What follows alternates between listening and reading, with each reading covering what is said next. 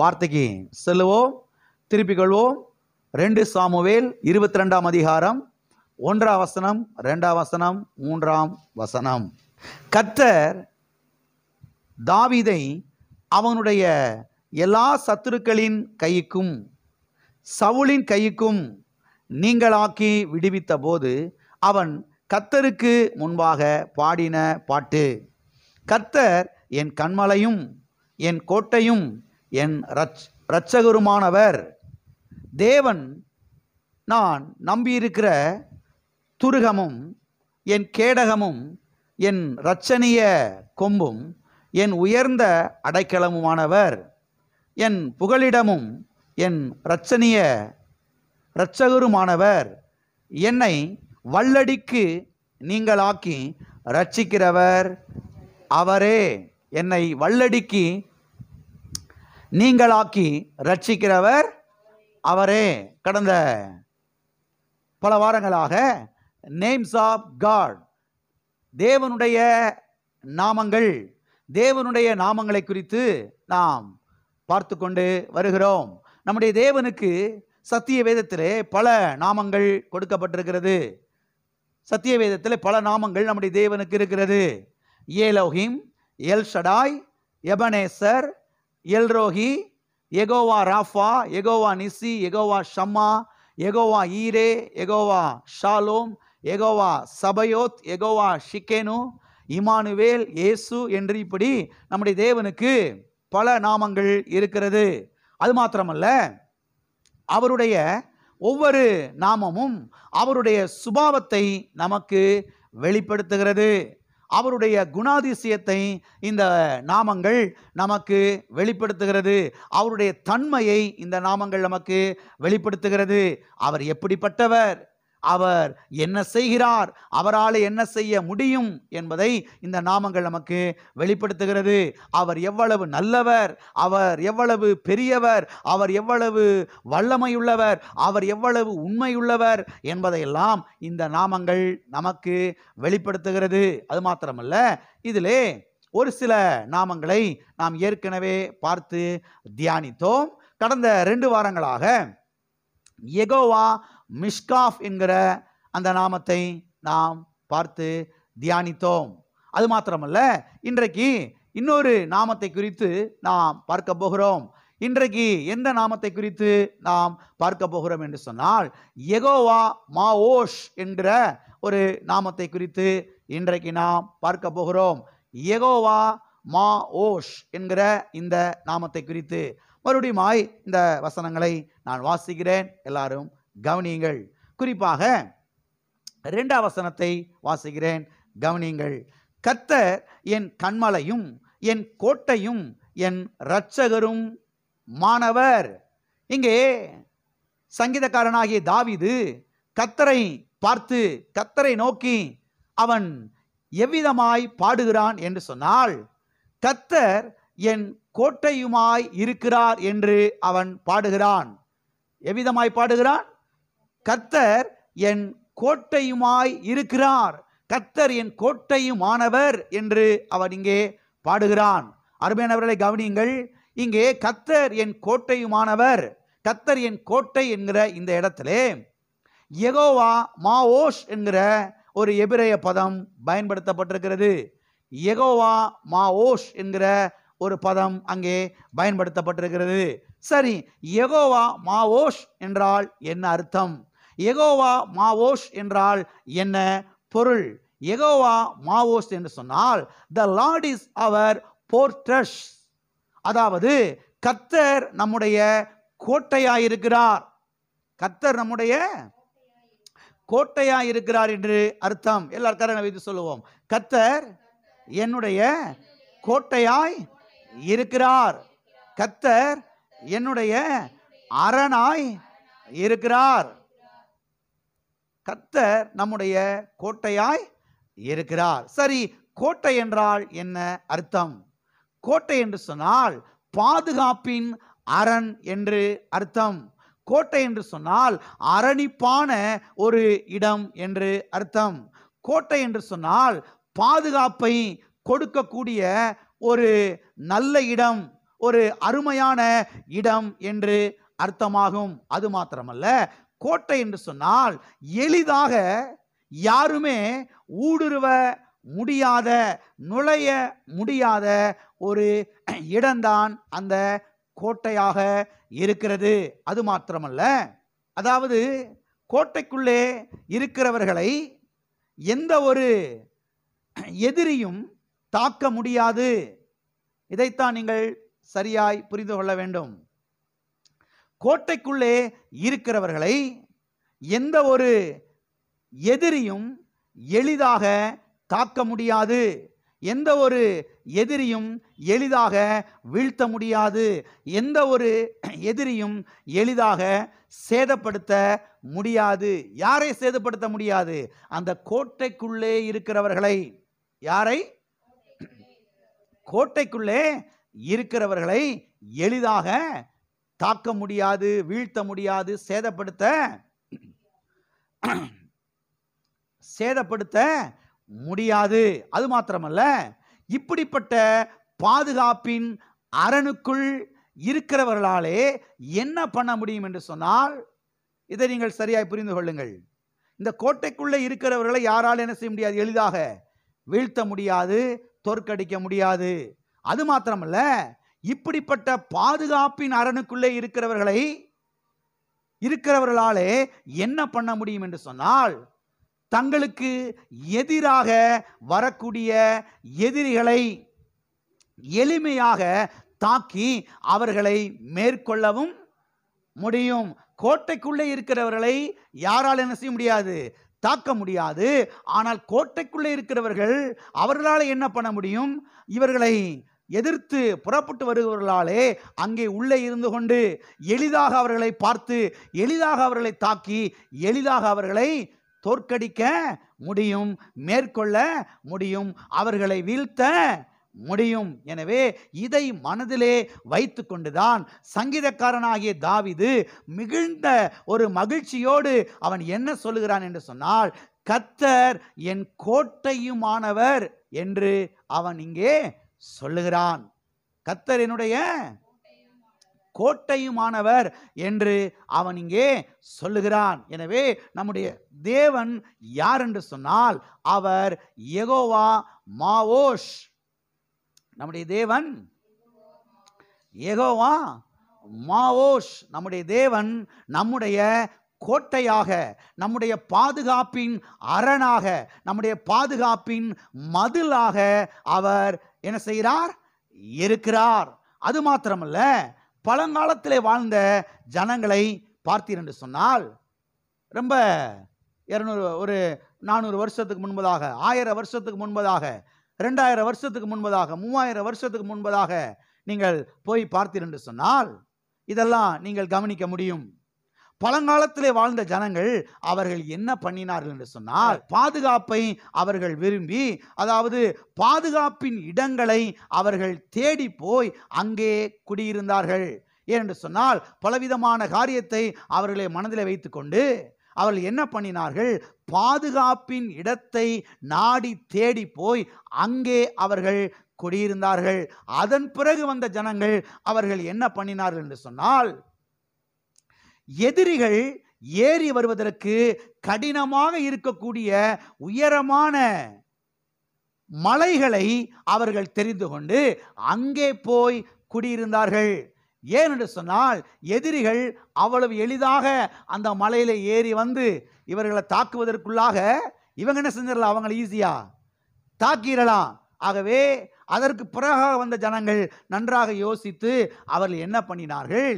எதிரிகள் ஏறி வருவதற்கு கடினமாக இருக்கக்கூடிய உயரமான மலைகளை தெரிந்து கொண்டு அங்கே போய் தங்களுடைய பாதுகாப்புக்காக குடியிருந்தார்கள். அதன் பிறகு வந்த ஜனங்கள் அவர்கள் என்ன பண்ணினார்கள் என்று சொன்னால், இன்னும் கொஞ்சம் விவரமாக, இன்னும் கொஞ்சம் யோசித்து இவர்கள் என்ன பண்ணினார்கள் என்று சொன்னால், உயரமும் அகலமுமான பெரிய பெரிய சுவர்களை கட்டி எழுப்பி, உயரமும் அகலமுமான பெரிய பெரிய மதில்களை அவர்கள் கட்டி எழுப்பி, அலங்கங்களை கட்டி எழுப்பி அதற்குள்ளே குடியிருந்தார்கள்.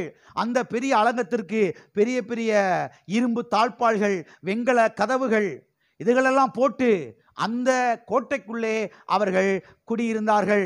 அதற்குள்ளே இருந்து தங்களை பாதுகாத்து கொண்டார்கள். அதற்குள்ளே குடியிருந்து தங்கள் பாதுகாப்பை அவர்கள் பலப்படுத்தி கொண்டார்கள். ஆனால் இஸ்ரவேல் ஜனங்களுக்கோ, இது நன்றாக நீங்கள் கவனிக்க வேண்டும், அதுக்காக தான் நான் சொல்ல வந்தேன். இந்த எரிகோவின் ஜனங்களை நீங்கள் பார்த்தீர்கள் என்று சொன்னால், அங்கே எரிகோ கோட்டை இருக்கிறது. இந்த எரிகோ கோட்டையை கட்டினது யாரு? அந்த எரிகோவின் ஜனங்கள். அவர்கள் தான் பாருங்க, தங்களுடைய ஊரை சுற்றிலும் பெரிய கோட்டை எழுப்பினார்கள், பெரிய மதில்களை எழுப்பினார்கள், பெரிய அரண்களை எழுப்பினார்கள். எழுப்பி பாருங்க, பெரிய இரும்பு தாழ்பாள்கள், வெண்கல கதவுகளை அங்கே போட்டார்கள். யார் எளிதாக என்ன செய்ய முடியாது, உள்ள நுழைய முடியாது. கடந்த வாரத்தில் சொன்னேன் பாருங்க, அந்த மதில்களின் மேலே குதிரை ரேஸ் வைப்பாங்களாம். அப்ப எவ்வளவு அகலம் இருந்திருக்கும் பாருங்க. அதை கட்டுறதுக்கு எவ்வளவு சிரமப்பட்டிருப்பாங்க பாருங்க. நம்ம வீட்டில் இருக்கக்கூடிய காம்பவுண்டு செவரு 3/4 அடி இருக்குது இல்லையா? மிஞ்சி போனால் 1 அடி இல்லை அல்லது 1.5 அடி அவ்வளோதான் இருக்குது. ஆனால் எரிகோ கோட்டையினுடைய அந்த சுவர்கள் அது எவ்வளவு அகலமாக இருந்தது என்று சொல்லுகிறார்கள். மேலே 4-5 குதிரை பாருங்க, அந்த ரதங்கள், அந்த ரேஸ் வைப்பாங்களாம், சுற்றி வருமா பாருங்க. அவ்வளவு அகலமாக கட்டியிருந்தார்கள். எதற்காக என்று சொன்னால் பாதுகாப்புக்காக. எதற்காக? பாதுகாப்புக்காக. ஆனால் இஸ்ரவேல் ஜனங்களுக்கோ இப்படிப்பட்ட கோட்டை கிடையாது. இப்படிப்பட்ட கோட்டை கிடையாது. இப்படிப்பட்ட ஒரு மதில்கள் கிடையாது. இப்படிப்பட்ட அலங்கங்கள் அவர்கள் கிடையவே கிடையாது. அவர்கள் எகிப்து தேசத்திலே அடிமைகளாயிருந்தார்கள். கர்த்தர் அவர்களை விடுதலையாக்கி அவர்கள் கொண்டு வந்தார் செங்கடல் வழியாக. பிறகு அவர்கள் பாலைவனத்தில் தான் தங்கியிருந்தார்கள். எனவே அவர்கள் பாருங்க, ஒவ்வொரு நாளும் மேகஸ்தம்பம் கிளம்பி போகும் பொழுது அவர் என்ன செய்யணும், ஜாமா சட்டெல்லாம் தூக்கிக்கிட்டு கானான் தேசத்தை நோக்கி பயணம் செய்யணும். ஆகவே அங்க அவர்களுக்கு கோட்டையெல்லாம் கட்டுறதுக்கு வாய்ப்பு கிடையவே கிடையாது. உட்காந்து கோட்டையெல்லாம் கட்டிக்கிட்டு இருக்க முடியாது. அவர் நகர்ந்து போய் கொண்டே இருக்கிறார்கள். அதுக்கு பிறகு பாருங்க, கானான் தேசத்துக்குள்ள பிரவேசித்த பிறகு கூட பெரிய பெரிய கோட்டைகளை அவங்க என்ன செய்யல, கட்டல. ஆகவே பழங்காலத்து ஜனங்களை நீங்கள் பார்த்து என்று சொன்னால் தங்களுடைய பாதுகாப்பை கருதி அவர்கள் பாருங்க ஒரு பாதுகாப்பின் இடத்தை நாடி தேடி போனார்கள். அதுக்கு பிறகு வந்த ஜனங்கள் பாருங்க, பெரிய பெரிய மலைகளிலே போய் குடியிருந்தார்கள். எதிரிகளெல்லாம் அவ்வளோ ஈஸியாக ஏறி வந்து தங்களை தாக்கி விடக்கூடாது என்பதற்காக பெரிய பெரிய மலைகளில் உயரமான இடங்களில் போய் அங்கே வீடுகளெல்லாம் போட்டு அங்கே குடியிருந்தார்கள். அதுக்கு பிறகு வந்த ஜனங்கள் பாருங்க என்ன பண்ணாங்க, பெரிய பெரிய சுவர்களை கட்டி எழுப்பி, பெரிய பெரிய அரண்களை கட்டி எழுப்பி அங்கே பாருங்க அதற்குள்ளே அவர்கள் தங்கியிருந்தார்கள், குடியிருந்தார்கள். எதற்காக? தங்களுடைய பாதுகாப்புக்காக. ஆனால் இஸ்ரவேல் ஜனங்களோ இப்படிப்பட்ட பெரிய பெரிய மதில்களை கட்டி என்ன செய்யலாங்க, அதற்குள்ளாக குடியிருக்கவில்லை. ஏன் என்று சொன்னால் கர்த்தரே இவர்களுக்கு பாதுகாப்பின் கோட்டையாக இருந்தார். ஆமென். கர்த்தரே இவர்களுக்கு பாதுகாப்பின் கோட்டையாக இருந்தார். கர்த்தரே இவர்களுக்கு பாதுகாப்பின் மதிலாக இருந்தார். கர்த்தரே இவர்களுக்கு பாதுகாப்பின் அரணாக இருந்தார். அருமையானவர்களே, இன்றைக்கு புதிய ஏற்பாட்டு ஜனங்களாகிய நமக்கும், புதிய ஏற்பாட்டு இஸ்ரவேலர்களாகிய நமக்கும் கர்த்தரே பாதுகாப்பின் கோட்டையாக இருக்கிறார். ஆமென். கர்த்தரே பாதுகாப்பின் மதிலாக இருக்கிறார். கர்த்தரே பாதுகாப்பின் பாருங்க அரணாக, உறைவிடமாக அவர் இருக்கிறார். எல்லா காரணங்களை வைத்து சொல்லுவோம், கர்த்தரே எங்களுக்கு பாதுகாப்பின் கோட்டையாக இருக்கிறார். கர்த்தரே எங்களுக்கு பாதுகாப்பின் மதிலாக இருக்கிறார். கர்த்தரே எங்களுக்கு பாதுகாப்பின் உறைவிடமாக இருக்கிறார். கர்த்தரே எங்களுக்கு பாதுகாப்பின் அரணாக இருக்கிறார். ஆமென். ஆகவே நம்மளை பாதுகாக்கிறதுக்கு யாருமே இல்லையே அப்படின்னு என்ன செய்யக்கூடாது, கவலைப்படக்கூடாது. நம்ம வீட்டில் சிசிடிவி கேமராலாம் இல்லையே, என்ன செய்யறது? அப்படிலாம் என்ன செய்ய வேணாம், கவலைப்பட வேணாம். சிசிடிவி கேமராவுக்காக கர்த்தருக்கு ஸ்தோத்திரம். அவசியம்னா வச்சுக்குங்க, வசதி இருந்தால் வச்சுக்குங்க. ஆனால் ஒருவேளை சிசிடிவி கேமரா வைக்க முடியலனா கர்த்தர் என்ன செய்கிறாரு, பாதுகாக்கிறார். ஆமென். அவர் வேலி அடைத்து பாதுகாக்கிறார். அவரே நமக்கு வேலியாக இருக்கிறார். அவரே நமக்கு பாதுகாப்பின் அரணாக இருக்கிறார். அவரே நமக்கு கோட்டையாக இருக்கிறார். அவரே நமக்கு பாதுகாப்பின் உறைவிடமாக அவர் இருக்கிறார். ஆகவே இஸ்ரவேல் ஜனங்கள் பாருங்க, போய் பெரிய பெரிய கோட்டையெல்லாம் கட்டிக்கிட்டு கிடக்கல. அவங்களுக்கு ஒரே நம்பிக்கை என்னன்னா, கர்த்தர் தான் எங்களுடைய கோட்டை. ஆமென். யெகோவா மாவோஷ், அவர் எங்களை பாதுகாப்பார். மேகஸ்தம்பத்தை கொண்டு, அக்னி ஸ்தம்பத்தை கொண்டு எங்களை கர்த்தர் என்ன செய்வார், பாதுகாப்பார் என்கிற ஒரு பெரிய பாருங்க விசுவாசம் அவர்களுக்குள்ளே இருந்தது. இந்த விசுவாசம் நமக்குள்ளே இன்றைக்கு இருக்க வேண்டும். மேகஸ்தம்பமே, அக்னி ஸ்தம்பமே உமக்கு ஸ்தோத்திர ஆண்டவரே. இந்த மேகஸ்தம்பமும் அக்னி ஸ்தம்பமும் பரிசுத்த ஆவியானவருக்கு அடையாளமாக இருக்கிறது. ஆமென். கர்த்தர் இன்றைக்கு பாருங்க பாதுகாக்கிறவராய் இருக்கிறார். பரிசுத்த ஆவியானவர் 24 மணி நேரமும் நமக்குள்ளேயே வாசமாயிருந்து நம்மோடே கூட இருந்து நம்மை பாதுகாக்கிறார். நம்முடைய பிள்ளைகளை பாதுகாக்கிறார். நம்முடைய குடும்பத்தை பாதுகாக்கிறார். நமக்கு உண்டானவைகளை என்ன செய்கிறார், பாதுகாக்கிறார். அது மாத்திரமல்ல, ஆயிரக்கணக்கான வல்லமையுள்ள தேவதூதர்களை கர்த்தர் வைத்திருக்கிறார். தேவதூதர்களை கொண்டு என்ன செய்கிறார், நம்மை பாதுகாக்கிறார். ஆமென். ஆகவே யெகோவா மாவோஷ், அவர் நமக்கு கோட்டையாக இருந்து நம்மை என்ன செய்கிறார், பாதுகாக்கிறார். அது மாத்திரமல்ல, பழைய ஏற்பாட்டு ஜனங்கள் கர்த்தரை தங்கள் கோட்டையாகவே அவர்கள் அழைத்தார்கள் என்பதை சத்திய வேதத்திலே நாம் பல இடங்களிலே பார்க்கிறோம். கர்த்தாவே நீரே எங்களுடைய கோட்டை. இன்றைக்கு மற்ற ஜனங்கள், அஞ்ஞான ஜனங்கள், மற்ற உடன்படிக்கை அல்லாத ஜனங்கள், அவர்கள் பெரிய பெரிய கோட்டை ஒருவேளை கட்டலாம், பெரிய பெரிய மதில் சுவர்களை கட்டலாம், பெரிய பெரிய அரண்களை கட்டலாம், பாதுகாப்பின் வேலிகளை அவர்கள் அமைக்கலாம். ஆனால் கர்த்தாவே எங்களுக்கோ நீரே பாதுகாப்பின் கோட்டையாயிருக்கிறீர், நீரே பாதுகாப்பின் அரணாயிருக்கிறீர் என்பதை அவர்கள் செய்தார்கள், அழைத்தார்கள் என்பதை சத்திய வேதத்திலே பல இடங்களிலே நாம் வாசிக்கிறோம். அதில் ஒரு சில வசனங்களை இப்பொழுது நாம் வாசிக்கலாம். வாசிப்போம். சங்கீதம் 18:2. கர்த்தர் என் கன்மலையும் என் கோட்டையும் என் இரட்சகரும் என் தேவனும் நான் நம்பி இருக்கிற என் துருகமும் என் கேடகமும் என் இரட்சணிய கொம்பும் என் உயர்ந்த அடைக்கலமுமாய் இருக்கிறார். இங்கே சங்கீதக்காரன் சொல்லுகிறான், கர்த்தர் என் கோட்டையும். அதுக்கு பிறகு பாருங்க, அருமையான சில வார்த்தையெல்லாம் சொல்லி அவன் அப்படியே வர்ணித்து கொண்டே போகிறான். கர்த்தர் எனக்கு இப்படிலாம் இருக்கிறாருன்னு சொல்லி. ஆனா இங்கே நாம் கவனிக்க வேண்டிய ஒரு வார்த்தை என்ன, கர்த்தர் என் கோட்டையுமாய் இருக்கிறார். எல்லா காரணங்களும் இது சொல்லுவோம், கர்த்தர் என் கோட்டையுமாய் இருக்கிறார். ஆமென். வாசிப்போம். சங்கீதம் 31:3.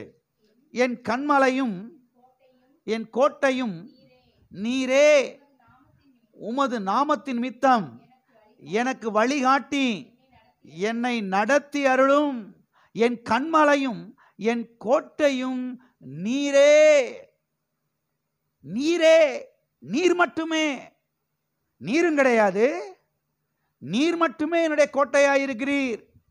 ஆகவே சங்கீதக்காரனும் இஸ்ரவேல் ஜனங்களும் பாருங்க, கர்த்தரை கோட்டையாகவே அவர்கள் அழைத்தார்கள் என்பதை சத்திய வேதத்திலே நாம் பார்க்கிறோம். எல்லா காரணங்களும் சொல்லுவோம், கர்த்தாவே நீரே என் கோட்டையாயிருக்கிறீர்.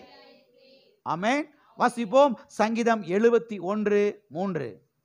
நான் எப்பொழுதும் வந்து அடையத்தக்க கன்மலையாயிரும், என்னை ரட்சிப்பதற்கு கட்டளையிட்டீரே. நீரே என் கன்மலையும் என் கோட்டையுமாயிருக்கிறீர். நீரே என் கன்மலையும் என் கோட்டையுமாய் இருக்கிறீர். எனவே பழைய ஏற்பாட்டு ஜனங்கள் கர்த்தரை தங்கள் கோட்டையாக அழைத்தார்கள் என்பதை நாம் சத்திய வேதத்திலே பார்க்கிறோம். கோட்டையாக அழைத்து பாதுகாப்பை அவர்கள் அனுபவித்தார்கள் என்பதை சத்திய வேதத்திலே நாம் பார்க்கிறோம். ஆகவே இன்றைக்கு நாமும் கூட கர்த்தரை கோட்டையாக அழைக்கும் போது நிச்சயமாகவே தெய்வீக ஒரு பாதுகாப்பை இந்த தேசத்திலே, இந்த பட்டணத்திலே நாம் என்ன செய்வோம்? அனுபவிப்போம். பாருங்க, போகும்போது, வரும்போது, உட்காரும் போது, எழுந்திருக்கும் பொழுது, பயணம் செய்யும் பொழுது, வண்டியிலே, பஸ்ல பயணம் செய்யும் பொழுது, ட்ரெயின்ல, பிளைட்ல, டூ வீலர்ல, கார்ல பயணம் செய்யும் போது நாம் விதமாய் சொல்லலாம், கர்த்தாவே நீரே என் கோட்டையாயிருக்கிறீர். ஆமே, நீரே என் கோட்டையாயிருக்கிறீர். உள்ளத்தின் ஆழத்திலிருந்து, இருதயத்திலிருந்து நாம் கர்த்தரை நோக்கி சொல்லும் பொழுது நான் சொல்லுகிறேன், நிச்சயமாகவே தெய்வீக பாதுகாப்பை நாம் என்ன செய்வோம்? இந்த தேசத்திலே, இந்த பட்டணத்திலே நாம் அனுபவிப்போம். சில சமயங்களில் பாருங்க, மக்கள் பாருங்க சொல்றாங்க, போறோம், என்ன நடக்குமோ தெரியாது. இல்லை இல்லை இல்லை இல்லை, நாங்கள் போயிட்டு பத்திரமா திரும்பி என்ன செய்வோம்? வருவோம். ஏன்னா கர்த்தரே எங்கள் கோட்டையாயிருக்கிறார், கர்த்தரே எங்களுடைய அரணாயிருக்கிறார், கர்த்தரே எங்களுடைய மதிலாக இருக்கிறார். ஆமென். அது மாத்திரமல்ல, அதாவது பழைய ஏற்பாட்டு ஜனங்கள், இஸ்ரவேல் ஜனங்கள், தாவீது மற்ற அநேக ஜனங்கள் கர்த்தரை கோட்டையாக அழைத்தது மட்டுமல்ல, கர்த்தரை பாருங்க அரணாக அவர்கள், அதாவது அரணான கோட்டையாகவும் அழைத்தார்கள் என்பதை சத்திய வேதத்திலே நாம் பார்க்கிறோம். இஸ்ரவேல் ஜனங்கள் கர்த்தரை அரணான கோட்டையாகவும் அழைத்தார்கள் என்பதை சத்திய வேதத்திலே நாம் பார்க்கிறோம். வாசிப்போம். யோவேல் தீர்க்க தரிசன புஸ்தகம் 3ஆம் அதிகாரம் 16வது வசனம். கர்த்தர் சீயோனிலிருந்து கெர்ச்சித்து எருசலேமிலிருந்து சத்தமிடுவார், வானமும் பூமியும் அதிரும், ஆனாலும் கர்த்தர் தமது ஜனங்களுக்கு அடைக்கலமும் இஸ்ரவேல் புத்திரருக்கு அரணான கோட்டையுமாயிருப்பார். இஸ்ரவேல் புத்திரருக்கு, யாருக்கு? இஸ்ரவேல் புத்திரருக்கு, அந்த 12 கோத்திரத்தாருக்கு அவர் எப்படிப்பட்டவராயிருப்பார்? கோட்டையாக மட்டுமல்ல, அரணான கோட்டையுமாயிருப்பார். ஆகவே இஸ்ரவேல் ஜனங்கள் போய் பெரிய பெரிய கோட்டைகள்லாம் கட்டிக்கிட்டு தெரியல, கர்த்தரே அவர்களுக்கு அரணான கோட்டையாக என்ன செய்தார்? இருந்தார். இத உணராத போதுதான் சிலர் என்ன செய்யறாங்க? கோட்டையில கட்டி எழுப்பிக்கிட்டு இருக்கிறாங்க. கோட்டையில கட்டி எழுப்புறது தப்பு இல்லை, லாக்கர்ல கொண்டு போய் நகையெல்லாம் வைக்கிறது தவறு கிடையாது. ஆனா எல்லாவற்றை காட்டிலும் கர்த்தர் தான் நம்முடைய பாதுகாப்பின் உறைவிடமாய் இருக்கிறார் என்பதை என்ன செய்ய வேண்டும்? விசுவாசிக்க வேண்டும். சிசிடிவி கேமராவுக்காக கர்த்தருக்கு ஸ்தோத்திரம். ஆனா இதெல்லாம் தாண்டி எதை விசுவாசிக்கணும்? கர்த்தர் தான் என்னுடைய அரணான கோட்டையாய் இருக்கிறார். ஆமென். துப்பாக்கி ஏந்திய அந்த கார்ட்ஸ் எல்லாம் கூட என்ன செய்யறாங்க? பக்கத்துல பாதுகாப்பு படையெல்லாம் நிக்கிறாங்க. எல்லாம் இருக்கிறீங்களா? ஒரு பிரசங்க சொல்லிட்டு இருந்தாரு பாருங்க, பாதுகாப்புக்காண்டி இவ்வளவு பேர் நிக்கிறீங்க, தோத்திரம், ஒரு குண்டை போட்டா நினைக்கல, எங்க போவீங்கன்னு தெரியாது. ஆகவே இதெல்லாம் தாண்டி யார் பாதுகாக்கிறா? கர்த்தர் பாதுகாக்கிறார். ஆகவே எல்லா பாதுகாப்புக்காக இந்த உலகத்தில் இருக்கக்கூடிய காம்பவுண்டு, செவரு, சிசிடிவி கேமரா, அந்த கேமரா, இந்த கேமரா, போலீஸு, பாதுகாப்பு, எல்லாத்துக்காக கர்த்தருக்கு ஸ்தோத்திரம். ஆனால் எல்லாவற்றையும் பார்க்கிலும் இதற்கெல்லாம் தாண்டி யார் நம்மளை பாதுகாக்கிறா? கர்த்தர் நம்மளை பாதுகாக்கிறார். எப்படி பாதுகாக்கிறாரு? அவரே கோட்டையாக இருந்து, அதாவது அவரே அரணான கோட்டையாக இருந்து நம்ம என்ன செய்கிறார்? பாதுகாக்கிறார். ஆமென். எல்லா காரணங்களும் சொல்லுவோம், கர்த்தரே அரணான கோட்டையாக இருந்து எங்களை பாதுகாக்கிறார். ஆமென். வாசிப்போம். நாகும் 1ஆம் அதிகாரம் 7வது வசனம். கர்த்தர் நல்லவர், இக்கட்டு நாளிலே அரணான கோட்டை, தம்மை நம்புகிறவர்களை அறிந்திருக்கிறார். இங்கே தீர்க்கதரிசி சொல்லுகிறார், இக்கட்டு நாளிலே அரணான கோட்டை யாரு? கர்த்தர் கர்த்தர் இக்கட்டு நாளிலே அரணான கோட்டை என்று அவர் இங்கே சொல்லுகிறதை நாம் பார்க்கிறோம். ஆகவே கர்த்தரே நமக்கு அரணான கோட்டையாயிருக்கிறார். யெகோவா மாவோஷ் நமக்கு அரணான கோட்டையாய் என்ன செய்கிறார்? இருக்கிறார். ஆகவே சில சமயங்கள்ல அந்த பாதுகாப்பற்ற ஒரு உணர்வு நமக்குள்ள வரும் பொழுது திரும்ப திரும்ப இந்த நாமங்களை உச்சரிக்க வேண்டும். யெகோவா மாவோஷே உமக்கு ஸ்தோத்திரம், அரணான கோட்டையே உமக்கு ஸ்தோத்திரம், உயர்ந்த அடைக்கலமே உமக்கு ஸ்தோத்திரம், என் கோட்டையே, என் பலனே, என் துர்கமே, என் ரட்சிப்புமானவரே உமக்கு ஸ்தோத்திரம் என்று உச்சரிக்கும் பொழுது நான் சொல்லுகிறேன் பாருங்க, இனமுறியாத தேவ சமாதானம் இருதயத்தை நிரப்ப ஆரம்பிக்கும். ஒரு பெரிய தெய்வீக பாதுகாப்பை பாருங்க நாம் என்ன செய்வோம்? அந்த இடத்துல அனுபவிப்போம். ஆமென். ஆகவே பாருங்க, பழைய ஏற்பாட்டு ஜனங்கள், இஸ்ரவேல் ஜனங்கள் கர்த்தரை கோட்டையாக அழைத்தார்கள். அதன் பிறகு பாருங்க, சில ஜனங்கள், சில ஊழியக்காரர்கள் கர்த்தரை அரணான கோட்டை என்று அழைத்தார்கள். அது மாத்திரமல்ல, கர்த்தர் பாருங்க இஸ்ரவேல் ஜனங்களுக்கு அவர் அக்கினியின் மதிலாக இருந்தார் என்று சத்தியவேதம் நமக்கு சொல்லுகிறது. எப்படிப்பட்ட மதிலாக இருந்தார்? எப்படிப்பட்ட கோட்டையாக இருந்தார்? அக்கினியின் கோட்டையாக, அக்கினியின் மதிலாக, அக்கினியின் அரணாக அவர் இருந்தார் என்று சத்தியவேதம் நமக்கு சொல்லுகிறது. வாசிப்போம். சகரியாவின் புஸ்தகம் 2ஆம் அதிகாரம் 5வது வசனம். நான் அதற்கு சுற்றிலும் அக்கினியின் மதிலாக இருந்து அதன் நடுவில் மகிமையாக இருப்பேன் என்று கர்த்தர் சொல்லுகிறார். எப்படிப்பட்ட மதிலாக இருப்பேன்? அக்கினியின் மதிலாக. சரி, எதற்கு அக்கினியின் மதிலாக இருப்பேன் என்று கர்த்தர் சொல்லுகிறார்? இங்கே சொல்லப்பட்டிருக்கிறது அல்லவா, அதற்கு நான் அக்கினியின் மதிலாக இருப்பேன் என்று கர்த்தர் சொல்றார் இல்லையா? சரி, எதற்கு கர்த்தர் அக்கினியின் மதிலாக இருப்பார்? இதுக்கு முந்தின வசனங்களில் எல்லாம் நீங்கள் வாசித்து பார்த்தீர்கள் என்று சொன்னால் அங்கே எருசலேமை குறித்து நாம் பார்க்கிறோம். அப்ப எதற்கு கர்த்தர் அக்கினியின் மதிலாக இருக்கிறார் என்று சொன்னால், எருசலேமுக்கு, இஸ்ரவேல் ஜனங்களுக்கு, சபைக்கு, சபையின் ஜனங்களுக்கு அவர் அக்கினியின் மதிலாக என்ன செய்கிறார்? இருக்கிறார்.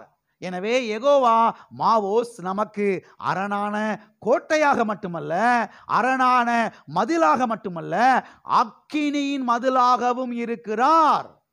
எல்லாரும் கரங்களை வைத்து சொல்லுவோம் விசுவாசத்தோடு, யெகோவா மாவோஷ் எனக்கு அக்கினியின் மதிலாக இருக்கிறார். ஆமென். எப்படிப்பட்ட மதில்? அக்கினியின் மதில். ஒரு பாடலை கூட நாம் இவ்விதமாய் பாடுகிறோம். அக்கினியின் மதிலாக அன்பரே என்னை காத்திடுமே. பாருங்க, இந்த பாடல்கள் எல்லாம் இந்த வசனத்துல தான் எடுத்திருக்கிறாங்க இல்லையா? கர்த்தாவே நீர் எங்களுக்கு அக்கினியின் மதிலாக என்ன செய்யும்? இரும். இந்த மாதிரி பாடல்கள்லாம் எடுத்து விசுவாச பாடல்களை என்ன செய்ய ஆரம்பிக்கணும்? பாட ஆரம்பிக்கணும். பாதுகாப்பு அற்ற ஒரு உணர்வு நமக்கு வரும் பொழுது, இப்படிப்பட்ட பாடல்கள் எடுத்து பாடும் பொழுது பாருங்க, இனமுறியாத ஒரு தெய்வீக பாதுகாப்பை நாம் என்ன செய்வோம்?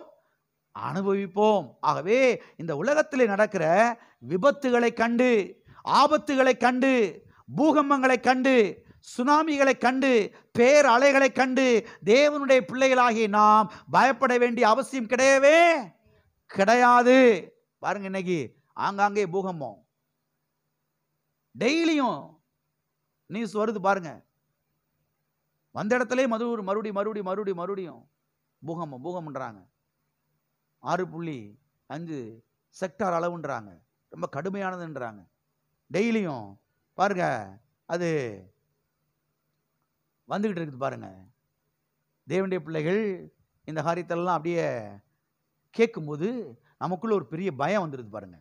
நமக்குள்ள ஒரு பயம் வந்துடுது பாருங்க. அன்னைக்கு நம்ம சபைக்கு வரக்கூடிய ஒரு சகோதரன் சொல்லிக்கிட்டு இருந்தார், என்ன பிரதர் எப்படி இருக்கிறீங்க பாஸ்டர்?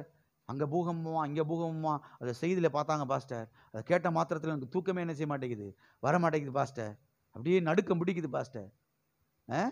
இப்படிப்பட்ட நேரங்களில் என்ன பண்ணணும்? தேவனுடைய பிள்ளைங்க விசுவாசத்தை தளர்த்தி விடணும்.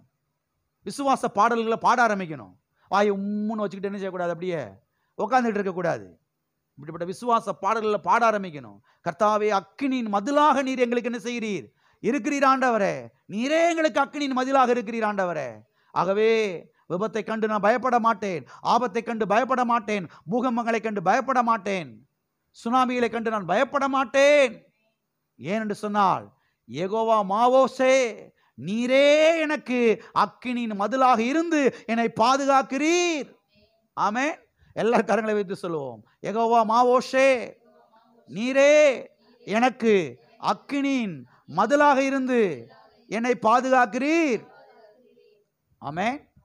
அது மாத்திரமல்ல, எதிரியாகிய பிசாசு அக்கினியின் மதிலை தாண்டி வந்து நம்மை தாக்க முடியாது.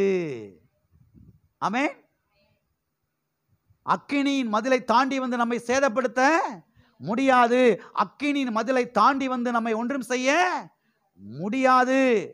இதை தேவனுடைய பிள்ளைகள் ஆழமாய் விசுவாசிக்க வேண்டும். ஆழமாய் விசுவாசிக்கும் போதுதான் தெய்வீக பாதுகாவலை நாம் என்ன செய்ய முடியும், இந்த பூமியிலே அனுபவிக்க முடியும். ஆகவே கர்த்தர் நமக்கு கோட்டையாக மாத்திரமல்ல, கர்த்தர் நமக்கு அரணாக மாத்திரமல்ல, கர்த்தர் நமக்கு அக்கினியின் மதிலாக இருக்கிறார். அக்கினியின் மதிலாக இருந்து அவர் நம்ம என்ன செய்கிறார், பாதுகாக்கிறார். அது மாத்திரமல்ல, பழைய ஏற்பாட்டு நாட்களிலே நீங்கள் பார்த்தீர்கள் என்று சொன்னால், ஒரு சில தேசங்கள் ஒன்றன் பின் ஒன்றாக வல்லரசு நாடாக விளங்கினது. நாம் சரித்திரத்திலே கூட இதை படிக்கிறோம், பள்ளிகளிலே நாம் படிக்கிறோம்.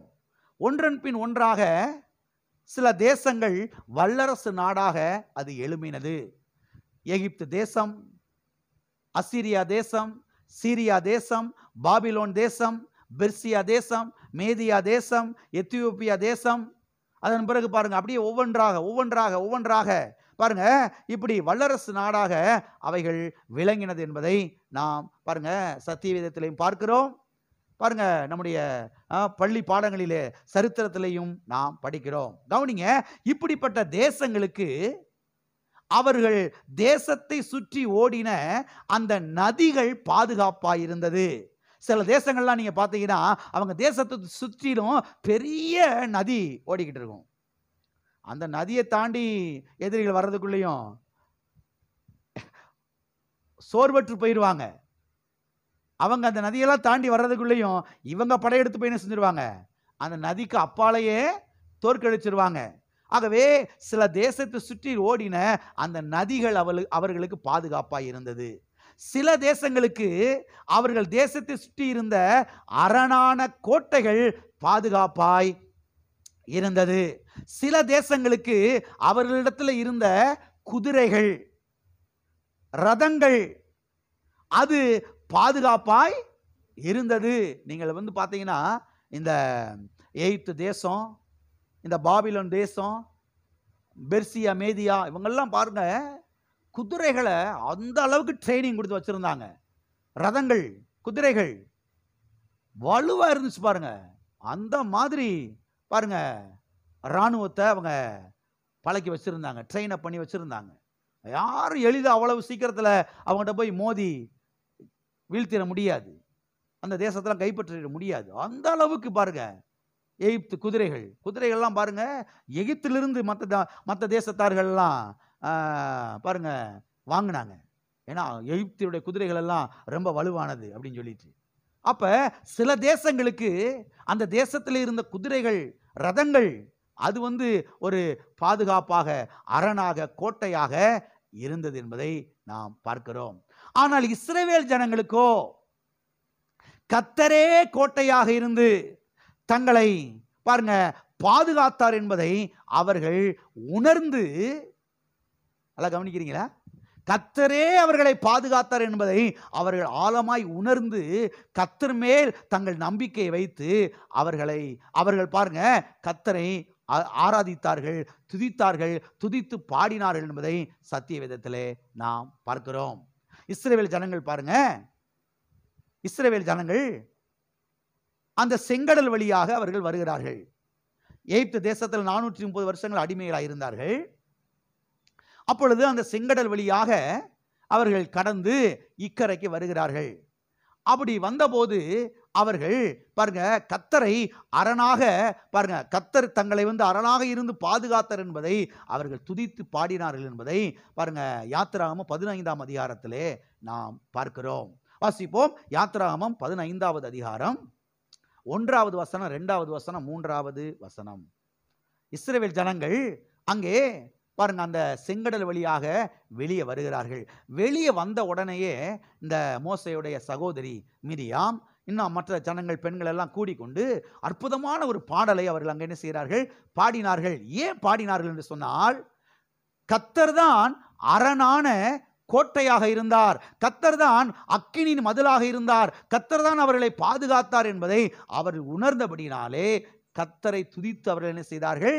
பாடினார்கள். வாசிப்போம். யாத்திராகமம் 15 1 முதல் 3 வரைக்கும். அப்பொழுது மோசே இஸ்ரவேல் புத்திரரை கர்த்தரை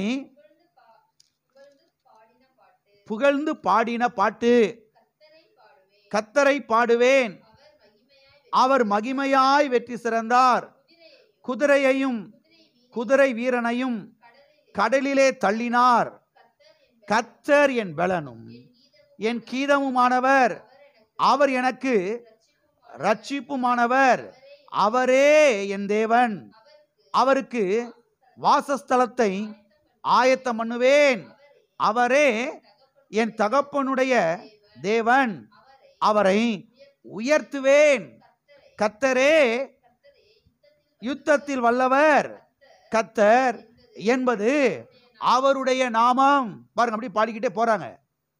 அவர்கள் பாடின பாடலைத்தான் இங்க நாம் வசனமாக வாசிக்கிறோம்.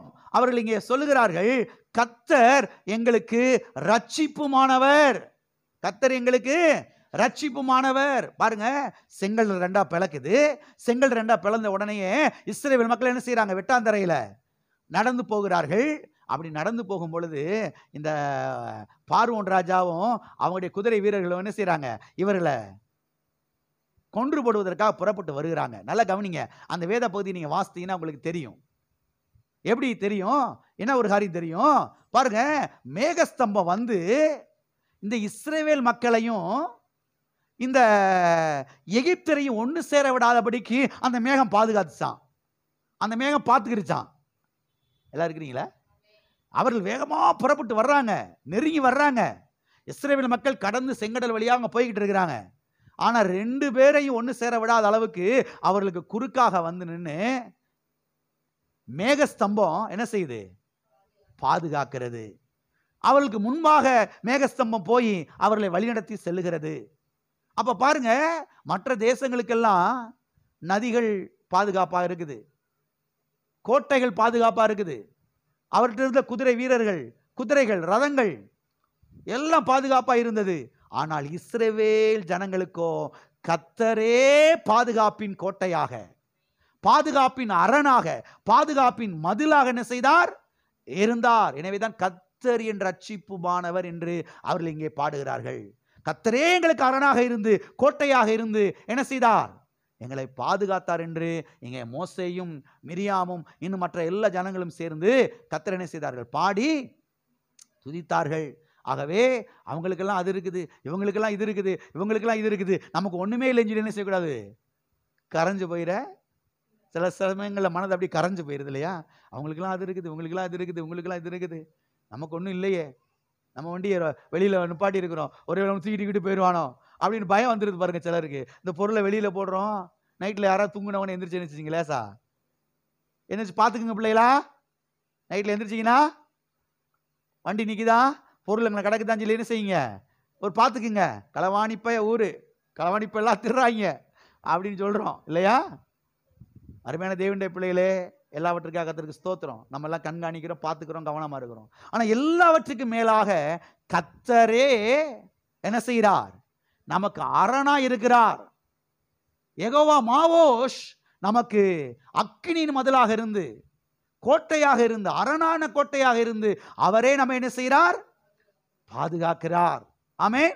அது மாத்திரமல்ல, இயேசு கிறிஸ்துவின் ரத்தம் நமக்கு ஒரு கோட்டையாக இருந்து நம்மை பாதுகாக்கிறது என்பதை சத்தியவேதத்திலிருந்து நாம் கற்றுக்கொள்ள வேண்டும். இயேசு கிறிஸ்துவின் ரத்தம் எது?